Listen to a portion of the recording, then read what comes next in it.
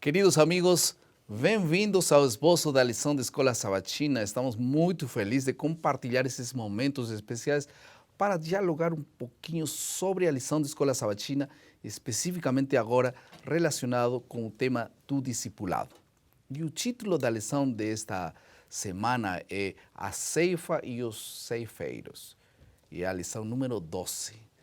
Falando da lição 12, falta apenas esta próxima semana para terminar este trimestre. Eu quero agradecer muito o apoio e o carinho de todos vocês ao escrever cartas e dar-nos todos os conselhos para seguir avante nessa realização. Quero desafiar a vocês. O próximo 12 de abril temos Amigos da Esperança, uma linda oportunidade para levar nossos amigos para a igreja. Será uma festa espiritual. Em seguida, começaremos com a Semana Santa. Vamos preparar o coração para essa grande celebração.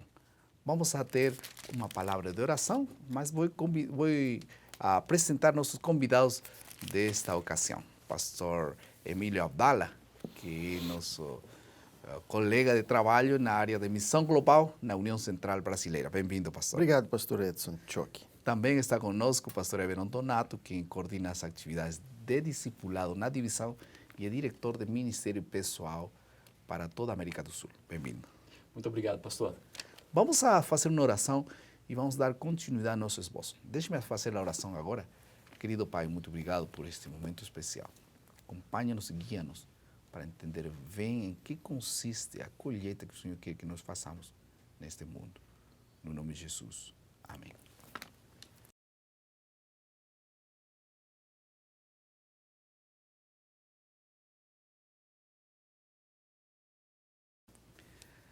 Thomas Johannes Bach, estudante de engenharia, caminhava por uma rua de Copenhague certo dia, quando um juvenil se aproximou dele com um folheto na mão e disse: aceita esse folhetinho?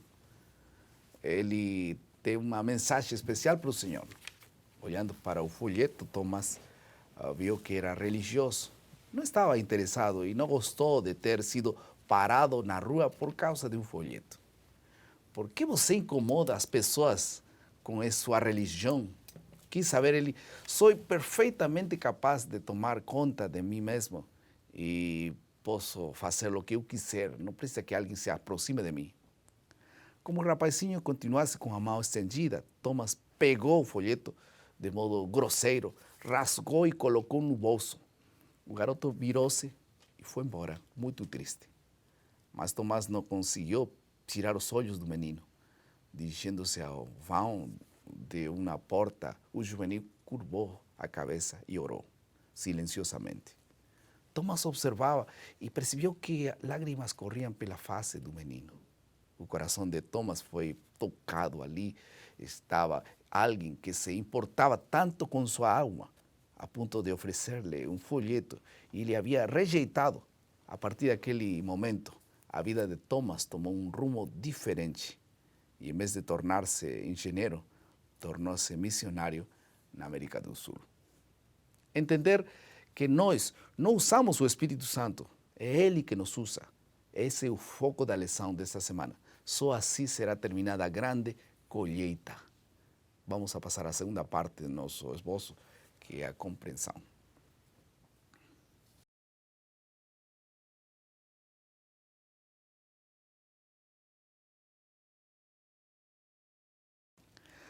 Vamos a trabalhar dois assuntos fundamentais nesse esboço. Em primeiro lugar, trabalhando com o Espírito, que é diferente que trabalhar com o Espírito Santo. E em segundo lugar, vamos falar da colheita, como acontece a colheita. Pastor Abdala, qual é a diferença entre dons espirituais e frutos do Espírito? Um dom espiritual é uma habilidade especial concedida pelo Espírito ao corpo de Cristo, à igreja. Então, são as ferramentas que você tem para cumprir a missão. Cada crente recebe um dom especial. Há uma outra verdade sobre isso, que cada dom pode ser desenvolvido pelo uso. E não existe um dom superior ao outro. Paulo deixa bem claro isso em 1 Coríntios 12. Então, na Bíblia você encontra pelo menos 3 passagens que descrevem essa lista de dons. Você tem aí Efésios 4, você tem 1 Coríntios 12 e tem Romanos capítulo 12, a mesma coisa. Então, enquanto que os dons descrevem aquilo que o crente faz, o fruto do Espírito descreve aquilo que o crente é. Então, isso mostra as qualidades que nós temos que ter para seguir ao Senhor Jesus Cristo.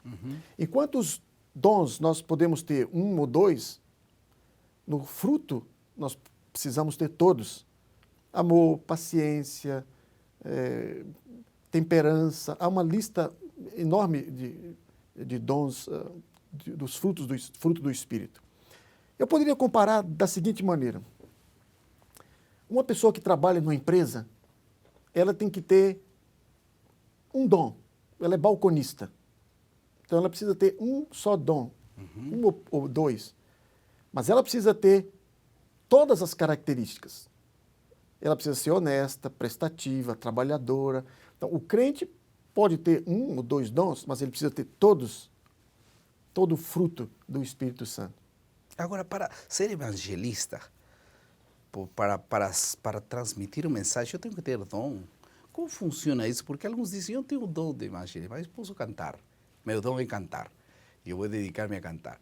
Será que ele está sendo excluído de alguns dons de evangelismo, especificamente? Ou todos têm algum dom? Qual é a relação? Todos têm que testemunhar, por exemplo. Para testemunhar, nós precisamos de dom? Não. Todos nós somos chamados para sermos testemunhas do Senhor Jesus Cristo.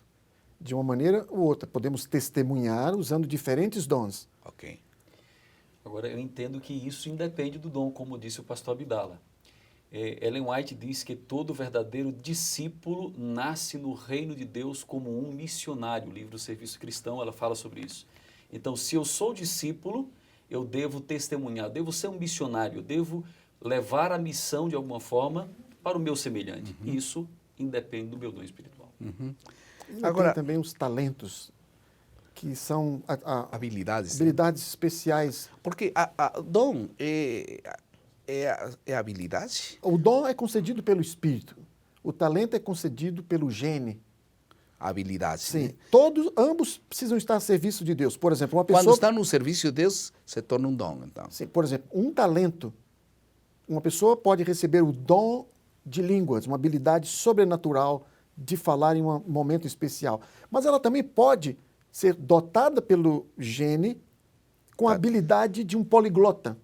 Ambas essas habilidades precisam estar dedicadas a Deus. Não só o dom, mas os talentos também. Né? Sim. Quando uma pessoa é conduzida pelo Espírito Santo, então deixa de ser uma habilidade, exato, você se tem torna um dom espiritual. O dom de cura, habilidade de médico, o talento de médico. Ambos podem ser dedicados a Cristo.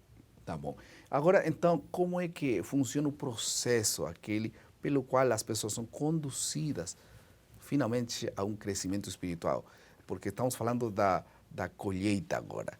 A colheita, qual é o clima da colheita? Como funciona esse processo, pastor? O processo de discipulado, pastor, eu diria que tem 5 fases.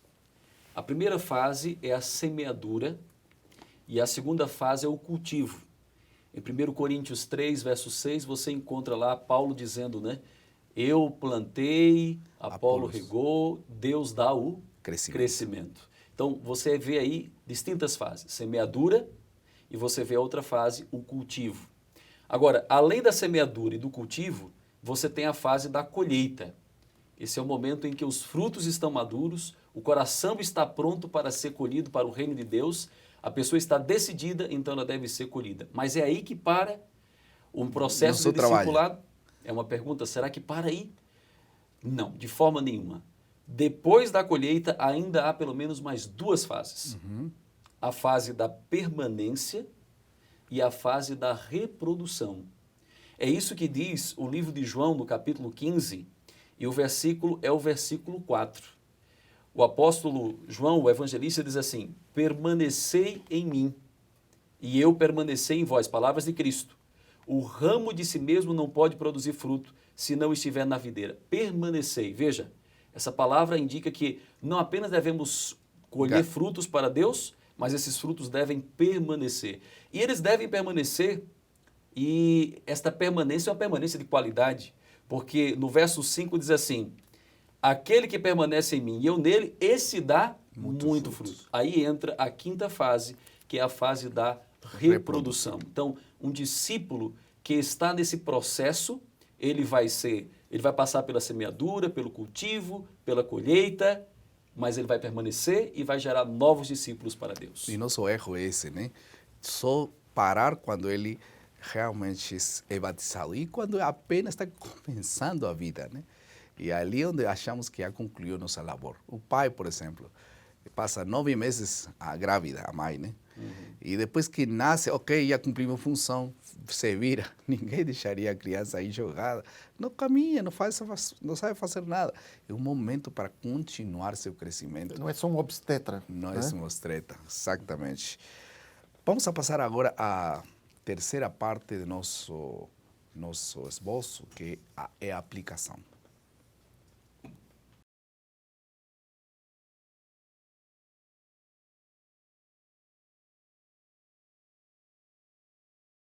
Algumas aplicações práticas para nós e para nossa igreja.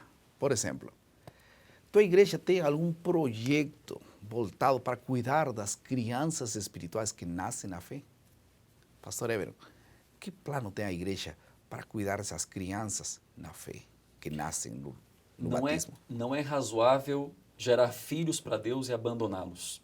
Por isso a igreja tem um plano chamado ciclo do discipulado. Uma vez que a pessoa toma a decisão do batismo, ela ainda deve ter 2 fases a mais, 2 fases nesse processo de discipulado. Uma se chama confirmação e a outra se chama capacitação. Na confirmação, a pessoa vai aprofundar os seus conhecimentos doutrinários e pertencer a uma comunidade, um pequeno grupo, por exemplo. E na capacitação, essa pessoa vai descobrir que ela é um ministro de Deus, foi chamada para exercer um ministério. Ela tem dons espirituais e deve colocá-los a serviço do Senhor. Então, o trabalho do discipulado não termina no tanque batismal. Não. Ele deve continuar, pastor. E vai muito mais além de apenas o batismo. Pois bem, vocês têm aí uma aplicação clara que podiam desenvolver em sua unidade, em sua igreja, permanecer e seguir cuidando das crianças. Vamos a passar à última parte de nosso esposo, que é a criatividade.